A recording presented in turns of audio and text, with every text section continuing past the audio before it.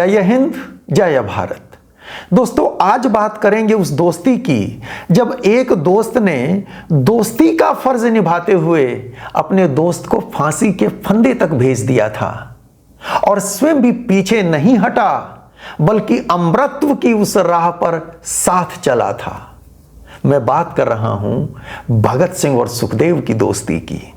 वैसे इनके बारे में हमने पहले भी कई वीडियोस अपलोड कर रखे हैं, पर कई दोस्तों के ऐसे कमेंट्स आए थे कि वो इनके बारे में कुछ और जानना चाहते हैं। तो आज बात करेंगे भगत सिंह और सुखदेव की दोस्ती की। दोस्तों, आमतौर पर ऐसा माना जाता है कि भगत सिंह और सुखदेव की दोस्ती हुई लाहौर में नेशनल कॉलेज में पढ़ते हुए, मगर सुखदेव के छोटे भाई मथुरा दास थापर ने एक पुस्तक लिखी, मेरे भाई शहीद सुखदेव, और इस पुस्तक के पृष्ठ 29 पर मथुरा दास लिखते हैं, सुखदेव और भगत सिंह में बचपन से ही गहरा प्यार था।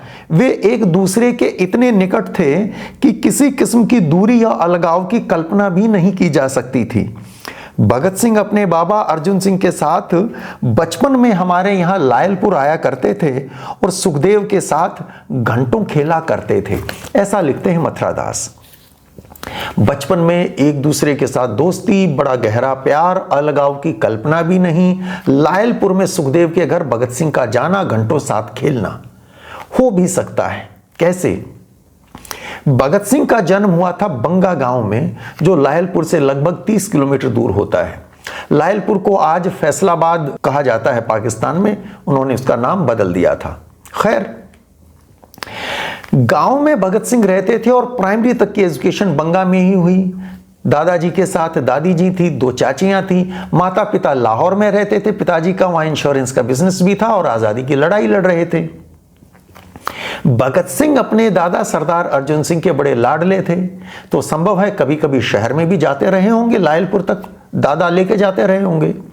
बल्कि एक बार भगत सिंह के भांजे प्रोफेसर जगमोहन सिंह से मैं चर्चा कर रहा था कि भगत सिंह का जो पैतृक गांव है खटकड़ कलां, जो इस हिस्से में पड़ता है, जहां से वर्ष 1900 में, लगभग 1900 में परिवार वहां बंगा में शिफ्ट हो गया था। यहां जमीन जायदाद थी, घर था। तो क्या भगत सिंह कभी खटकड़ कलां आए होंगे? मैंने ऐसा पूछा था प्रोफेसर जगमोहन सिंह जी से। उन्होंने मुझे बताया कि हाँ, वो कई बार बचपन में अपने दादा के साथ आए। गांव में जमीन थी तो उस खेती के संबंध में दादाजी का गांव आना जाना रहता था, तो बचपन में दादाजी के साथ भगत सिंह आए हैं। तो यदि बंगा से खटकड़ कलां तक दादा के साथ भगत सिंह आए हैं, तो स्वाभाविक सी बात है लायलपुर भी जरूर गए होंगे। अब लायलपुर में भगत सिंह की सुखदेव के घर में आने जाने की बात यदि देखें तो कैसे हुआ होगा। भगत सिंह के दादा सरदार अर्जुन सिंह पक्के आर्य समाजी थे, आर्य समाज का प्रचार करते थे, और सुखदेव के ताया लाला चिंतराम वो भी पक्के आर्य समाजी थे। सुखदेव के पिता की जब मृत्यु हुई तो सुखदेव की आयु केवल 3 वर्ष थी, तो ताया चिंतराम ने ही परवरिश की थी, वो भी अभिभावक थे। तो दोनों, इधर सरदार अर्जुन सिंह, उधर लाला चिंतराम, दोनों कट्टर पक्के सच्चे, कट्टर नहीं कहना चाहिए, सच्चे आर्य समाजी थे। तो संभव है आर्य समाज के कार्यक्रमों के संबंध में एक दूसरे से भेंट मुलाकात होती होगी, मित्रता रही होगी, संभव है। फिर आजादी के भी दोनों सिपाही थे।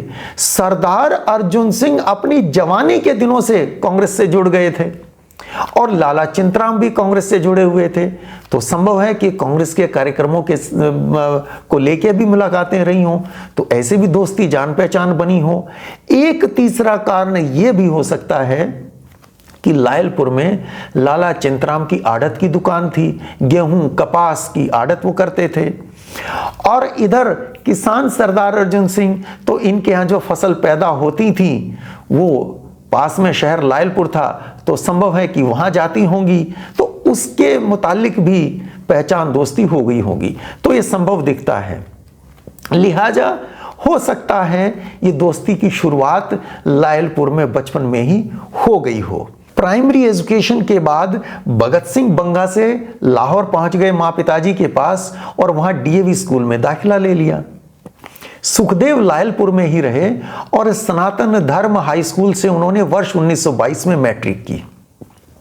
उधर भगत सिंह वो नॉन कोऑपरेशन मूवमेंट में भाग लेके स्कूल छोड़ चुके थे और उसके बाद नेशनल कॉलेज में उन्होंने एडमिशन लिया। अभी मैट्रिक पास नहीं की थी, स्कूल छोड़ दिया था और नेशनल कॉलेज जो लाला लाजपत राय ने शुरू किया था लाहौर में, उसमें उनका एडमिशन हुआ। एक एंट्रेंस टेस्ट उनको दिया गया, वो एंट्रेंस टेस्ट उन्होंने पास किया और फिर उनका नेशनल कॉलेज में एडमिशन हो गया था। तो भगत सिंह नेशनल कॉलेज में आ जाते हैं। इधर से मैट्रिक पास करने के बाद सुखदेव को भी अब कॉलेज में एडमिशन लेना था। तो किस कॉलेज में एडमिशन लें? वो चाहते थे नेशनल कॉलेज में एडमिशन लें, लेकिन उनके ताया लाला चिंतराम जो अंबाला जेल में बंद थे उन दिनों, वो चाहते थे कि सुखदेव डीएवी कॉलेज में एडमिशन लें। सुखदेव अपनी मां को लेके अंबाला जेल गए अपने ताया से मिलने और ताया को जेल में मनाया कि आप मुझे नेशनल कॉलेज में पढ़ने की इजाजत दे दें। तो सुखदेव का भी नेशनल कॉलेज में एडमिशन हुआ। बल्कि सुखदेव के एक और कजिन थे, लाला चिंतराम के दूसरे भाई, उनके पुत्र थे जयदेव। तो जयदेव और सुखदेव, इन दोनों का एडमिशन भी नेशनल कॉलेज में हो गया। तो इस तरह भगत सिंह और सुखदेव अब नेशनल कॉलेज में फिर मिलते हैं। और वैसे भगत सिंह के जीवन में 3 जयदेव आते हैं। 2 तो नेशनल कॉलेज में ही हैं, एक सुखदेव के कजिन जयदेव और एक जयदेव गुप्ता जो स्कूल टाइम से भगत सिंह के साथी थे, डीएवी स्कूल से। बल्कि जयदेव गुप्ता का एक इंटरव्यू मैंने पढ़ा नेहरू मेमोरियल म्यूजियम लाइब्रेरी में, उसमें जयदेव गुप्ता ये बताते हैं कि हमारी स्कूल के टाइम से दोस्ती ऐसी थी कि भगत सिंह के माता पिता और मेरी मां की मौजूदगी में हम दोनों की पगड़ी बदलने की रस्म हुई थी, टर्बन एक्सचेंज हुई, जिसका मकसद ये, देखिए पगड़ी को हमारे यहां इज्जत मान सम्मान का प्रतीक माना जाता है।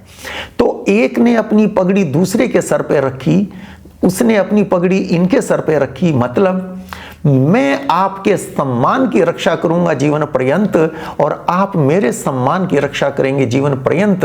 यानी अब हमारी दोस्ती एक दूसरे के प्रति जीवन भर वफादार रहने की है। और जयदेव गुप्ता ये कहते हैं कि मैंने वो निभाई। भगत सिंह तो चले गए, पर भगत सिंह की मां को अपनी मां की तरह जीवन पर्यंत मैंने माना रखा, ऐसा वो बताते हैं। तो जयदेव गुप्ता भी अब नेशनल कॉलेज में हैं, सुखदेव के कजिन भी नेशनल कॉलेज में। तो 2 तो ये जयदेव हैं। तीसरे हैं क्रांतिकारी जयदेव कपूर। इनसे भगत सिंह की मुलाकात बाद में होती है कानपुर में। लाहौर कॉन्स्पिरेसी केस में जयदेव कपूर को लाइफ ट्रांसपोर्टेशन की सजा हुई थी। तो इस तरह 3 जयदेव हैं। खैर, हम लौटते हैं भगत सिंह और सुखदेव पर। नेशनल कॉलेज में ये दोस्ती परवान चढ़ती है, मस्तियां भी होती हैं और नेशनल कॉलेज में रहते रहते दोनों क्रांति की राह पर आगे बढ़ते हैं। तो वहां एक तरफ उस क्रांति की राह पर भी इनके कदम बढ़ रहे हैं और दोनों दोस्त साथ में खूब मस्तियां भी कर रहे हैं। और इनकी मस्तियों के किस्से राजाराम शास्त्री सुनाते हैं अपने संस्मरणों में। उन्होंने लिखा है 2 किस्से तो खास तौर पे बड़े मशहूर हैं। राजाराम शास्त्री द्वारकादास लाइब्रेरी के लाइब्रेरियन हुआ करते थे। उम्र में इनसे मेरे ख्याल कुछ 5-7 साल बड़े थे, बहुत ज्यादा बड़े नहीं थे, वो भी यंग थे। द्वारकादास लाइब्रेरी जिसको शुरू किया था लाला लाजपत राय ने, वो वहाँ लाइब्रेरियन थे। थोड़ी सी सैलरी मिलती थी, अकेले एक छोटे से कमरे में रहा करते थे। तो वो एक संस्मरण में लिखते हैं कि देर रात एक बार मैं सो रहा था, आधी रात हो चुकी, दरवाजे पर दस्तक हुई। दरवाजा खोला, भगत सिंह और सुखदेव खड़े थे। अच्छा तो नहीं लगा, रात के उस टाइम ये आ गए हैं। आ गए तो एक ही खाट, वो लिखते हैं एक ही खाट है, चारपाई है एक। तो कहते हैं मैंने तो अब इनको धक्के तो नहीं मार सकते थे ना। अंदर आए और राजाराम शास्त्री अपनी चारपाई पर दोबारा लेट गए, सोने लगे। अब ये वो लिखते हैं कि एक इधर बैठ गया चारपाई पे, दूसरा इधर बैठ गया और बातें करने लगे। और बातें करते करते धीरे धीरे एक इधर लेट गया, दूसरा उधर लेट गया, छोटी सी चारपाई, 3 लोग उस पे। तो राजाराम शास्त्री कहते हैं कि मुझे ऐसे बीच में सैंडविच की तरह प्रेस कर दिया। मैं बहुत दुखी, बहुत नाराज, बड़ा गुस्सा भी उस गुस्से में उठे और नीचे फर्श पर लेट गए राजा राम शास्त्री। अब ये दोनों आराम से चारपाई पर लेटे हैं और फिर बातें कर रहे हैं। भगत सिंह कहते हैं, देखो सुखदेव, राजा राम कितना अच्छा है ना, हमारे लिए, दोस्ती के लिए उसने अपनी खाट छोड़ दी, स्वयं जमीन पर सो रहा है और हमें खाट दे दी। सुखदेव कहते हैं कि हाँ, ये बात तो सही कह रहे हो भगत सिंह, है तो राजा राम यारों का यार। अब जब ऐसा कहा, उनको गुस्सा आ रहा है, नीचे लेटे हैं। फिर भगत सिंह कहते हैं कि पर ये समाजवाद नहीं है, दोस्त जमीन पे और हम चारपाई पर, ये समाजवाद नहीं है। तो राजा राम शास्त्री कहते हैं, फिर ये दोनों भी उठते हैं और ये भी फर्श पर लेट जाते हैं। अब चारपाई को एक तरफ खड़ा कर दिया गया और तीनों दोस्त फर्श पर लेट गए और लेटे लेटे बातें करते करते कब नींद आ गई पता ही नहीं चला। ऐसा ही इनकी दोस्ती के बारे में एक और किस्सा राजा राम शास्त्री बताते हैं। देखिए, इनके पास पैसे तो होते नहीं थे, राजा राम शास्त्री नौकरी कर रहे थे, तो इनसे तो अच्छी आर्थिक स्थिति उन्हीं की थी। पास में किसी ढाबे पर वो खाना खाते थे। तो कभी इनको पता चल जाए कि हाँ, अब राजा राम खाना खाने गया है और ये आसपास हों, तो ये भी देर नहीं लगाते थे पहुंचने में। राजा राम शास्त्री कहते हैं, भगत सिंह के बारे में वो लिखते हैं कि वो तो अक्सर ऐसा करते ही थे और भगत सिंह खाने पीने के बड़े शौकीन भी थे। वो कहते हैं कि जिस दिन भगत सिंह और सुखदेव वो दोनों साथ हों, तब तो हद ही कर देते थे। रेस्टोरेंट में पहुंच जाते और सामने बैठ जाते, बिना मांगे, बिना पूछे, बिना किसी ऑफर के खाना शुरू कर देते और ऑर्डर पे ऑर्डर दिए जाते और एक दूसरे से कहते रहते, फलां चीज मंगवा लो, राजा राम को ये बहुत पसंद है, वो भी मंगवा लो, वो भी बहुत पसंद है। और कहते हैं, मैं दुखी, गुस्से में मैं कुछ कह भी नहीं पाता। एक दिन मैंने सोचा इन्हें सबक सिखाना चाहिए। कहते हैं कि मैं पहले से खाना खा रहा था, ये आ गए और फिर ये ऑर्डर पे दिए जा रहे थे।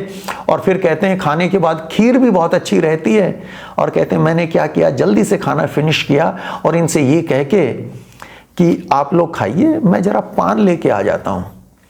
तो मैं पान का बहाना करके निकल गया और ये इत्मीनान से खाना खाते रहे तसल्ली से, और मैं वहां जाके छिप गया, वापस आया नहीं। अब इनके पास पैसे नहीं, खाना खा चुके, पेट भर गया, इंतजार कर रहे हैं राजा राम कब वापस आए, और मैं आया नहीं। मैं छिप के दूर से देखता रहा और इनकी उस ढाबे वाले के साथ फिर कहा सुनी, तकरार और झगड़े की नौबत आ गई। जब हाथापाई तक बात पहुंचने लगी, तब मैं दौड़ के आया, और जब मैं आया तो फिर ये मुझे डांटने लगे कि कहाँ चले गए थे तुम।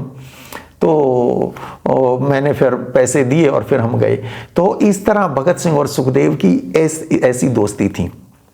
वैसे जयदेव गुप्ता इस दोस्ती के बारे में कहते हैं कि देखिए, मेरी और भगत सिंह की दोस्ती थी लंगोटिया यार की, और भगत सिंह और सुखदेव की दोस्ती थी वो कोवर्कर वाली थी। तो ऐसा जयदेव गुप्ता कहते हैं। बहरहाल दोनों की दोस्ती के बारे में बाकियों ने भी लिखा है। मसलन शिव वर्मा जो साथी क्रांतिकारी हैं, उनकी पुस्तक है संस्मृतियां। संस्मृतियां में लिखते हैं, शिव वर्मा बताते हैं कि कैसी दोस्ती थी। कहते हैं कि व्यक्तिगत तौर पर उसे, यानी सुखदेव को, व्यक्तिगत तौर पर उसे सबसे अधिक ममता थी भगत सिंह के प्रति। प्यार नाम की जो भी पूंजी उसके पास थी, वह सारी की सारी उसने भगत सिंह को ही दी थी। कभी आगरे या ग्वालियर में सुखदेव आ जाता, ये दोनों एक दूसरे से ऐसे लिपटते मानो कोई और हो ही नहीं। एक कोने में बैठकर बातें करने में वे रातें गुजार देते। तो ऐसा शिव वर्मा लिखते हैं इनकी दोस्ती के बारे में। तो बड़ा दोनों में प्यार था। मथुरा दास एक और घटना का जिक्र करते हैं। कहते हैं कि मैं, जयदेव, सुखदेव जब रहते थे लाहौर में, कहते हैं कि एक बार सुखदेव कहीं से आए और आते ही मुझे कहते हैं कि मथुरा जरा तेल की शीशी तो लाना। मैंने लाके शीशी दी। तो फिर भगत सिंह को कहते हैं, भगत सिंह वहाँ पहले से मौजूद हैं, भगत सिंह को कहते हैं कि ज़रा मालिश तो करना, कि बहुत पिटाई खा के आया हूँ, थोड़ी सी मालिश कर दो। पिटाई किस लिए हुई? पिटाई इसलिए हुई, लायलपुर से लाहौर आ रहे थे, रास्ते में कहीं चलती ट्रेन में चढ़े, उस डब्बे में चढ़ गए जिसमें बहुत सारे पुलिस वाले थे और कुछ उसमें प्रिजनर्स थे। पुलिस वाले इनको चढ़ने नहीं दे रहे थे, ये चढ़ गए तो वहाँ पुलिस वाले इनसे पूछने लगे कौन क्या इन पर शक हुआ। तो इन्होंने, सुखदेव ने फैसला किया कि मैं बोलूंगा ही नहीं, एक शब्द नहीं बोलूंगा। ये बिल्कुल चुप हो गए और इनकी चुप्पी इनके अगेंस्ट गई, उनको इन पर शक बढ़ा। उन्होंने पिटाई शुरू की, खूब पिटाई की और रास्ते में सांगला हिल स्टेशन आता था, वहां पे इनको स्टेशन पर उतार दिया पिटाई करके। तो मथुरादास लिखते हैं कि जब ये स्टेशन से उतार दिया तो तब एक बड़ी उम्र का पुलिसमैन, उसने आवाज दे के इनको कहा कि इतनी मार खाई है, भले मानस अब तो नाम बता दे। तो कहते हैं जब तक रेलगाड़ी में थे पिटाई हो रही थी, एक शब्द नहीं बोला, और अब जब उसने कहा कि भले मानस अब तो नाम बता दे, तब कहते हैं कि ऊंची आवाज में चिल्ला के कहते हैं मार खाना। तो ऐसे उस बात को इतनी मार खा के भी उसको उपहास में उड़ा दिया ऐसे सुखदेव। और वहां गए तो फिर भगत सिंह से कहते हैं कि बहुत पिटाई हुई है मेरी, जरा तेल मालिश तो कर दो। तो ऐसी दोस्ती थी। इनकी दोस्ती में बड़ी घटना घटती है जब सेंट्रल असेंबली में बम फेंका जाना था। पार्टी की सेंट्रल कमेटी की मीटिंग हुई, भगत सिंह चाहते थे वो बम फेंकने जाएं क्योंकि योजना उन्हीं की थी, प्लानिंग उन्हीं की थी, पर पार्टी इस बात को नहीं मानी। चंद्रशेखर आजाद, शिव वर्मा आदि कोई नहीं चाहते थे भगत सिंह जाएं बम फेंकने। कारण ये कि सैंडर्स मर्डर केस चल रहा था और भगत सिंह यदि पकड़े जाते तो फांसी निश्चित थी, और भगत सिंह इतने कीमती थे कि इनको नहीं खोया जा सकता था, ऐसे सेंट्रल कमेटी के सभी मेंबर्स का मानना था। भगत सिंह के आग्रह के बाद जब पार्टी नहीं मानी तो भगत सिंह ने डिसिप्लिन पार्टी का रखते हुए फैसला स्वीकार कर लिया। पर इस घटना के 2-3 दिन के बाद सुखदेव आते हैं और सुखदेव को जब इस बात का पता चलता है, वो थे नहीं जब वो मीटिंग हुई, तो भगत सिंह से बहुत नाराज होते हैं और वो भगत सिंह को खरी खरी सुनाते हैं। कहते हैं कि जब तुम्हें पता है कि ये काम तुमसे अच्छा कोई दूसरा नहीं कर सकता, सिर्फ बम नहीं फेंकने थे, वहां सरेंडर करना था, अरेस्ट होना था, उसके बाद कोर्ट में पार्टी के आदर्श का, उस आदर्श का जिसके लिए घर से निकले थे सिर पर कफन बांधे, उसको जनता तक पहुंचाना था कोर्ट के माध्यम से। यह काम भगत सिंह से बेहतर कोई नहीं कर सकता था। तो सुखदेव कहते हैं जब तुम जानते हो कि तुमसे अच्छा इस काम को कोई दूसरा नहीं कर सकता, तो तुम कैसे मान गए पार्टी के फैसले को? और जब तो खुद जानता है कि तुझसे बेहतर इस काम को और कोई अंजाम नहीं दे सकता, तो दूसरे बंदे क्यों जाएंगे यार वहां? और बल्कि वो एग्जाम्पल देते हैं भाई परमानंद का, जो भाई परमानंद कभी कॉलेज में इन्हें पढ़ाते थे और जिनके किस्से सुन के इनके दिल में वो ज्योत जगी थी और तेल मिला था इस मशाल को। वो भाई परमानंद जब फर्स्ट लाहौर कॉन्स्पिरेसी केस में मुकदमा चला तो जज ने फैसला जो लिखा था उसमें लिखा था कि ये पार्टी का मस्तिष्क होकर भी व्यक्ति पर्सनल रूप में ये कायर हैं, ये संकट के समय दूसरों को आगे कर देता है, स्वयं पीछे रह जाता है। तो सुखदेव कहते हैं कि एक दिन तुम्हारे बारे में भी ऐसा ही फैसला लिखा जाएगा। भगत सिंह के आग्रह पर सेंट्रल कमेटी की फिर मीटिंग हुई। इस मीटिंग में सुखदेव भी बैठे। सुखदेव ने एक शब्द नहीं बोला, वो चुप रहे। भगत सिंह ने जिद की और अब फैसला पलट गया, भगत सिंह जाएंगे, ये निर्णय हो गया। इसके बाद सुखदेव वापस लाहौर चले गए। ये बैठक दिल्ली में हुई थी। सुखदेव वापस लाहौर चले गए और लाहौर में वो दुर्गा भाभी के पास ही गए। और दुर्गा भाभी बताती हैं कि जब सुखदेव दिल्ली आया उसकी आंखें सूजी हुई थी, वो इतना रोया था। तो वो सुखदेव जो अपने उस दोस्त को मौत के मुंह में भेज देता है, फिर रोता है और दुर्गा भाभी के पास ही जाता है। भगत सिंह की गिरफ्तारी हुई उसके ठीक एक सप्ताह बाद 15 अप्रैल 1929 को लाहौर में सुखदेव भी गिरफ्तार हो गए, साथ में किशोरी लाल, जयगोपाल, और फिर धीरे धीरे बाकी साथियों की भी गिरफ्तारियां हुई। जेल में लंबी भूख हड़ताल हुई। भगत सिंह बटुकेश्वर दत्त सेंट्रल जेल में, ये बाकी सारे बोस्टल जेल में। भूख हड़ताल बोस्टल जेल में भी थी। कुछ समय के बाद जब फोर्स्ड फीडिंग शुरू हुई, जबरदस्ती नाली पेट में नाक के जरिए डाल के दूध उतार देते थे, 8-8, 10-10 छातियों पर, हाथों पैरों पर बैठ जाते थे जेल में, तो वो लंबे समय तक वो सिलसिला चलता रहा। जब सुखदेव ने देखा कि मेरे से जब ये दूध मेरे पेट में चला ही गया तो इस भूख हड़ताल का मतलब कुछ रह नहीं जाता, बाकी सब उस हालत में भी भूख हड़ताल करते रहे। सुखदेव ने कभी मक्खी तक निगल के कोशिश की कि मैं वोमिट कर दूं, उंगलियां मुंह में डाल के वोमिटिंग की, 1-2 बार हो भी गई, फिर वो भी होनी बंद हो गई। अल्टीमेटली सुखदेव ने अपनी मर्जी से फैसला लिया कि मैं भूख हड़ताल तोड़ रहा हूं, और अगले दिन जब वो दूध लेके आए तो वो कटोरा उठा के खुद ही पी लिया।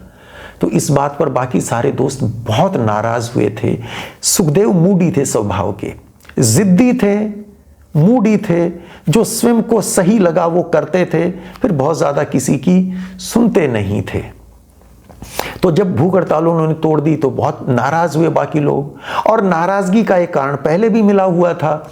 जब ये गिरफ्तार हुए थे तो ये एक स्टेटमेंट पुलिस को दे गए, कुछ बातें इन्होंने पुलिस को बताई पार्टी के बारे में, लेकिन बड़ी सावधानी से। मसलन आगरा के ठिकाने खाली हो गए थे, वहां पार्टी के जहां पे बम बने मार्च में आगरा के ठिकाने सब छोड़ दिए गए थे। इन्होंने पुलिस को आगरा के ठिकाने बताए, वहां पुलिस को घुमाते रहे।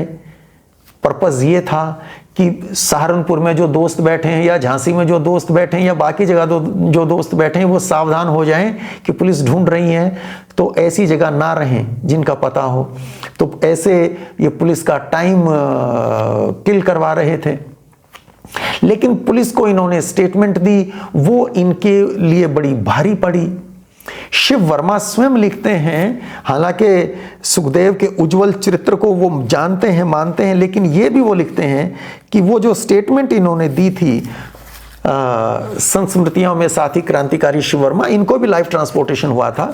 ये लिखते हैं कि उसका बयान देना गलत था, इसमें दो मत नहीं हो सकते, और उससे और कुछ नहीं तो दल की प्रतिष्ठा को काफी आघात तो पहुंचा ही, लेकिन यह बयान उसने अपने बचाव के ख्याल से या दल को नुकसान पहुंचाने के ख्याल से नहीं दिया।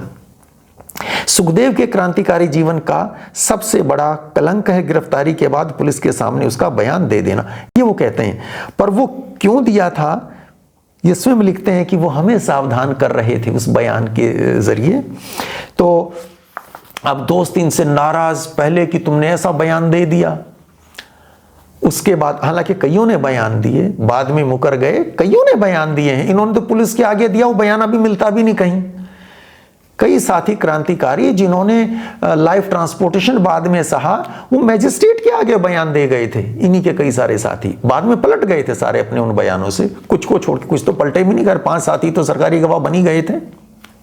बहरहाल पहले वो बयान देना, फिर भूख हड़ताल तोड़ना, बहुत नाराज दोस्त इनसे। जयदेव गुप्ता बताते हैं कि मैं भगत सिंह के पास, भगत सिंह से मिलने जेल में गया, वो जाते थे, मिलने जाते थे, बल्कि भगत सिंह के पत्र भी उपलब्ध हैं जो उन्होंने जयदेव गुप्ता को लिखे हैं। किसी पत्र में वो पुस्तकें मंगवा रहे हैं, किसी में बटुकेश्वर दत्त के लिए वो शूज मंगवा रहे हैं, शर्ट मंगवा रहे हैं। वो पत्र हमने भगत सिंह पत्र व दस्तावेज सीरीज में वो दे रखे हैं, आप देख सकते हैं।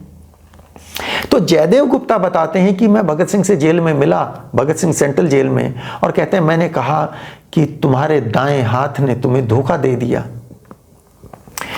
ऐसा बयान दिया है सुखदेव ने। ये तो बड़ा बिट्रेयल है। तो कहते हैं कि भगत सिंह ने मुझे कहा कि न जाने किन परिस्थितियों में उन्होंने क्या कहा है, तुम चिंता मत करो, वो मेरे साथ फांसी के फंदे तक चलेगा। जयदेव गुप्ता कहते हैं कि भगत सिंह को सुखदेव की इंटीग्रिटी पर जरा भी शक नहीं था। दोस्ती का टेस्ट ये था दोस्तों। बयान उन्होंने दिया, कब दिया, कैसा दिया।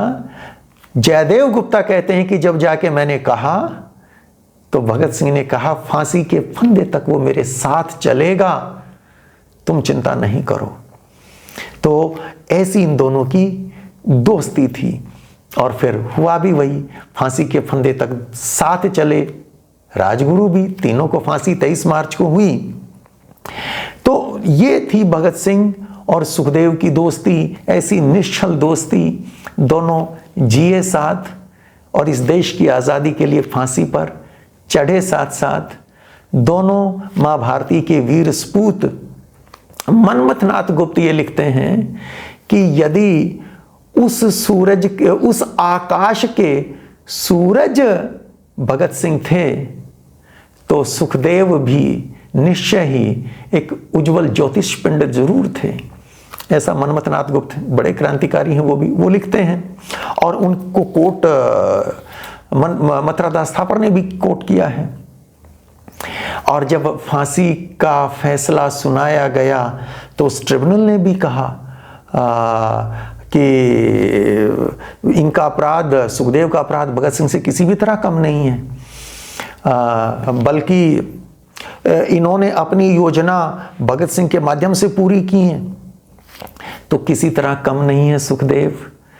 बहादुर हैं, वीर हैं, मृत्यु का कहीं भय उनको नहीं था। ऐसा शिव वर्मा भी लिखते हैं और बाकी भी सामने दिखता है, फांसी चढ़े हंसते हुए। तो दोस्तों, कुछ और यदि भगत सिंह और सुखदेव के बारे में जानना हो, जितनी सी बातें अभी ध्यान में आई मैंने आपके साथ शेयर की। कुछ बातें शायद अभी रह भी गई होंगी, फिर कभी ध्यान आएंगी। तो आज के लिए इतना ही। ये जानकारी कैसी लगी कमेंट्स बॉक्स में लिख के ज़रूर बताइएगा। जय हिंद, जय भारत।